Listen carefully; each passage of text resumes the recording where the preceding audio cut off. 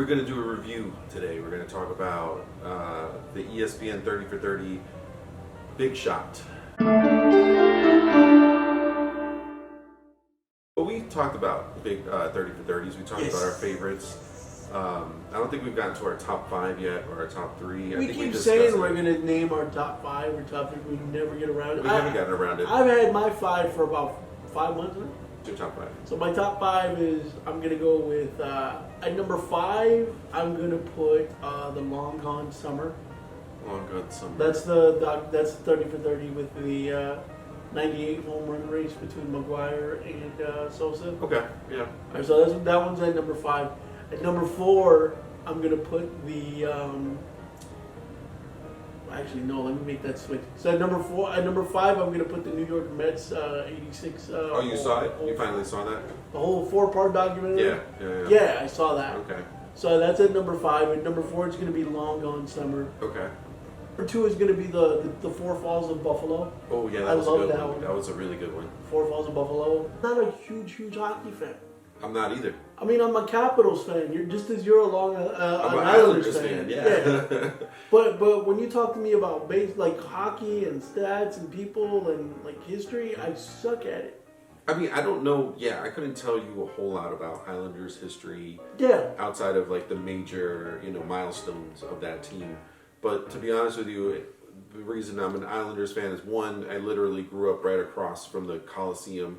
2, you always pick your home team when you're playing video games, and I'm like, I'm going to pick the Islanders. I'm not going to pick the Rangers.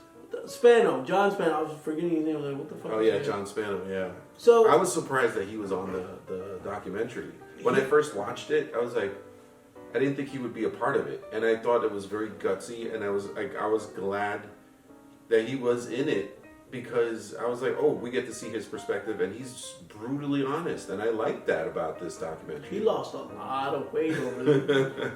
He did, but he didn't look like himself. No. But at the same time, I think he looks better bald than he did with the hair that he had growing back in the 90s.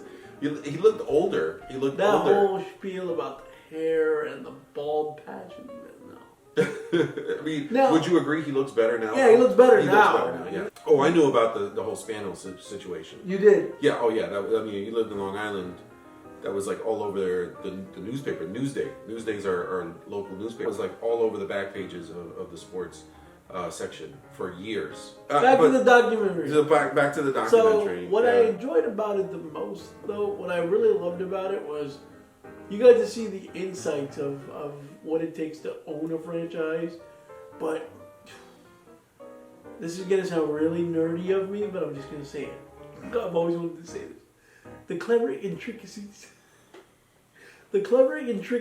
of how Steve Spano pulled together all of that shit to win a title. I mean, to own a team. Own a team. I mean, I watched it again. I watched a little bit of it today, and it just seemed like he knew he was going to get caught, and it was just almost like at what point. He didn't care. I looked at it, he knew he was going to get caught, but he was like, yo, let me enjoy the ride while I'm on. But he was about to get caught in the beginning. Well, they said that, like he was trying to buy the Dallas Stars, and then they said, okay, this guy, something's wrong with him. They smell something funny. So they cut the deal. They decided to move away from him on that one. He made it seem like from the beginning, from the get-go, he didn't really think he would even get a chance, like that he was going to get discovered. People were going to figure out that he was a con man, and the fact